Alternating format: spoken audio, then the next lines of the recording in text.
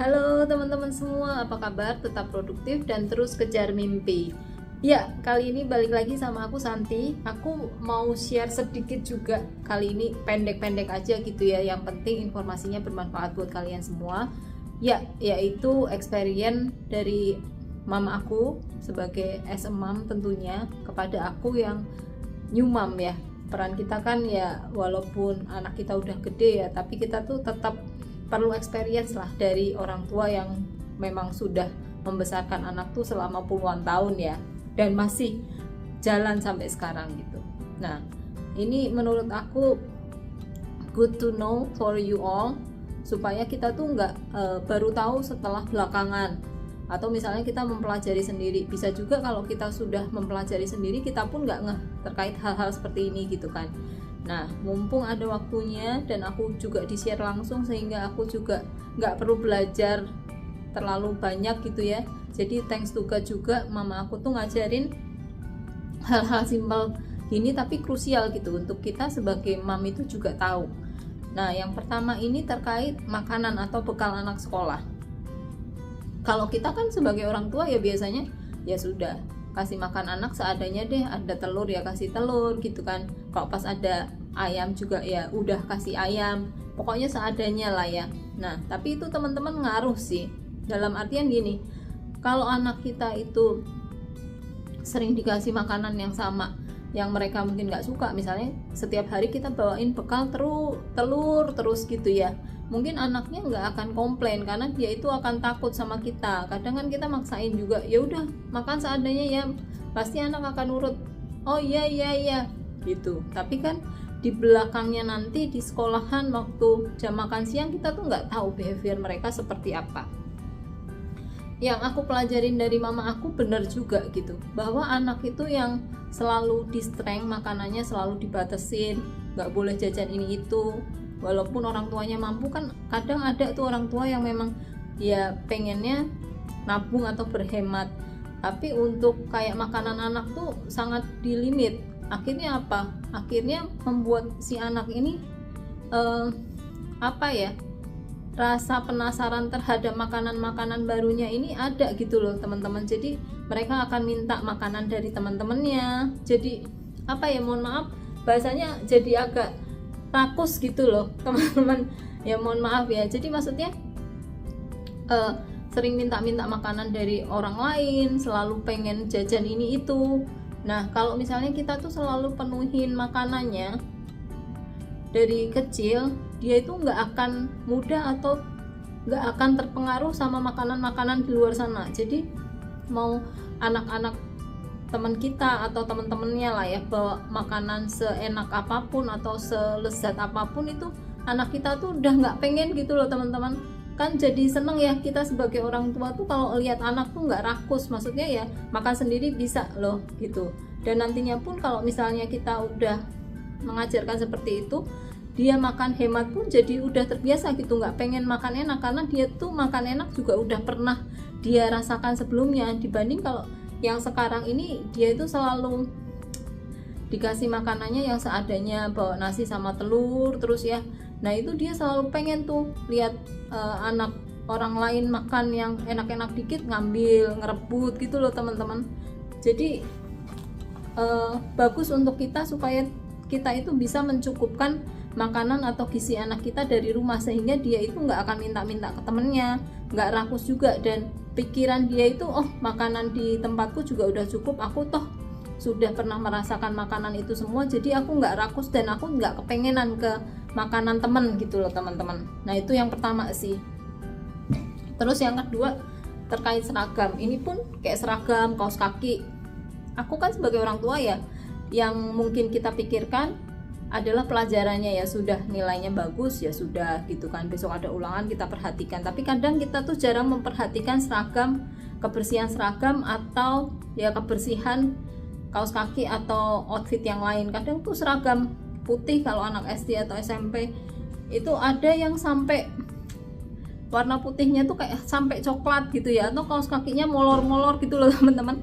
Nah itu mama aku tuh selalu komplain, kamu bisa nggak sih kalau punya anak perhatian dikit, supaya anak itu kelihatan juga penampilannya itu diperhatikan. Bukan berarti kita pengen sok kaya atau enggak, tapi kan dari penampilan itu gimana kita itu akan dihargain orang. Jangan sampai anak kita itu jadi omongan orang karena misalnya seragamnya lusuh banget sampai coklat kayak air apa ya, kayak ada kan yang seragamnya roknya tuh sampai coklat banget, kayak nggak diperhatiin gitu loh sama orang tuanya, terus kaos kakinya yang satu naik yang satu turun. Nah, hal-hal seperti ini yang aku tuh juga dapat dari mama aku. Kalau misalnya aku nggak dapat sharingnya, mungkin aku juga nggak akan ngeh atau memperhatikan hal-hal seperti itu. Tapi saat misalnya ada foto bersama di kelas, itu akan kelihatan banget teman-teman, mana anak-anak yang roknya tuh udah sangat coklat gitu ya, mana yang memang anak-anak ini memang diperhatikan nih secara seragamnya. Bukan berarti harus melulu mahal, tapi at least bersih dan rapi lah gitu. Jadi orang tua tuh juga harus memperhatikan ke arah sana. Itu yang nomor 2. Terus yang nomor 3 terkait perlengkapan sekolah. Perlengkapan sekolah ini memang benar kata mama aku juga, itu pensil, segala macam pensil, penghapus itu suka banget hilang, terutama anak TK dan SD. Jadi itu udah kayak beli cemilan, setiap hari tuh harus dibawain terus dan sering banget hilang di sekolah. Jadi wajib untuk kita orang tua tuh ngasih backup pensil lah sama penghapus atau penggaris, itu jangan cuma satu. Anak aku tuh selalu dibawain mama aku tuh pensil minimal 5 biji, supaya dia itu kalau misalnya ya dipinjam temennya atau misalnya putus gitu ya pensilnya, bisa langsung ganti. Kadang anak-anak di masa transisi TK dan SD itu juga kan nulisnya masih berantakan terus lama. Kalau misalnya dia ngedadak harus ngeraut dulu saat pensilnya putus, itu lama juga. Jadi memang lebih enak kalau kita bekalin semua pensilnya sudah runcing semua, tajam. Jadi once dia nulisnya salah atau pensilnya putus atau dipinjam teman, dia langsung bisa dapat backup atau gantinya. Nulisnya cepet gitu ya. Karena ya balik lagi tadi, kalau nulisnya anaknya udah ketinggalan terus pensilnya juga ngedadak sedikit harus ngeraut ya, dia akan ketinggalan sama temannya. Gitu. Nah, itu yang aku pelajarin juga dari mama aku nih. Dibanding kita ngasih pensilnya satu, nanti anaknya juga ribet cari pinjaman. Kadang kan anak juga nggak bisa ngomong ya terkait hal ini, anak akan diem aja di rumah. Jadi wajibnya sebagai orang tua kita juga harus memperhatikan hal-hal terkait perlengkapan sekolah anak tadi. Oke, next ke yang keempat ini terkait di rumah. Jadi terkait makanan atau minuman itu ya, yang aku pelajarin dari mama aku adalah kalau aqua atau makanan sendok udah kita pakai maksimal sehari, itu jangan dipakai ulang, karena sudah banyak bakteri yang menempel di botol minumnya dia atau aqua atau sendok garpu yang kita pakai, dan itu bisa membuat anak tuh gampang sariawan dan mencret teman-teman. Jadi lebih baik kita menerapkan perilaku disiplin dari hal-hal kecil tapi yang berimpact besar kan.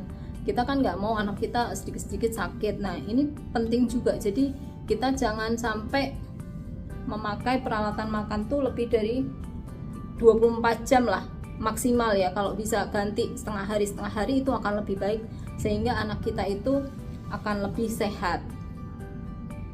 Terus yang kelima yang aku pelajarin dari mama aku adalah kalau misalnya kamu dinakalin sama orang, teman di sekolah, atau misalnya teman kamu menjauhi kamu di sekolah, ya sudah, tunjukkan bahwa misalnya dijahatin ya kalau kamu cowok atau kamu cewek pun, kalau dijahatin atau dipukul, pukul ulang. Nah, kadang ini memang pro kontra, tapi aku juga agak setuju sih jadinya, karena apalagi anak cowok gitu ya, kalau kita sering dibully, lama-lama mental anak ini akan down. Jadi kalau misalnya memang sering dipukul,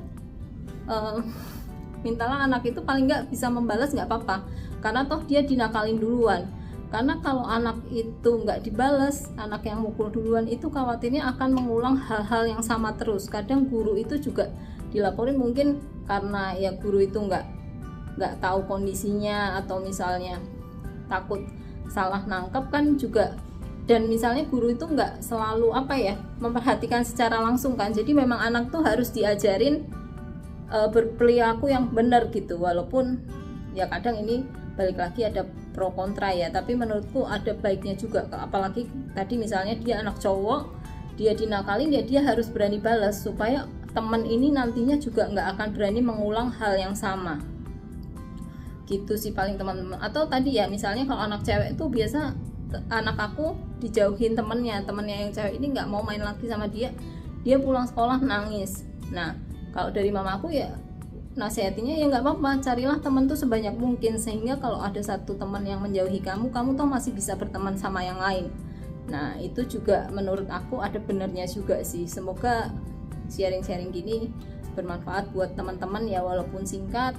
Aku rasa ini ya bagus juga untuk perjalanan kita sebagai orang tua, lebih mengenal anak kita dan lebih prepare, lebih aware untuk kita itu bisa menjadi lebih baik lah sebagai orang tua. Kalau dari teman-teman mungkin ada pengalaman yang mau di-share juga untuk aku atau yang lain, boleh juga ya, tinggalin di kolom komentar. Thank you for watching. Bye bye teman-teman, di video berikutnya.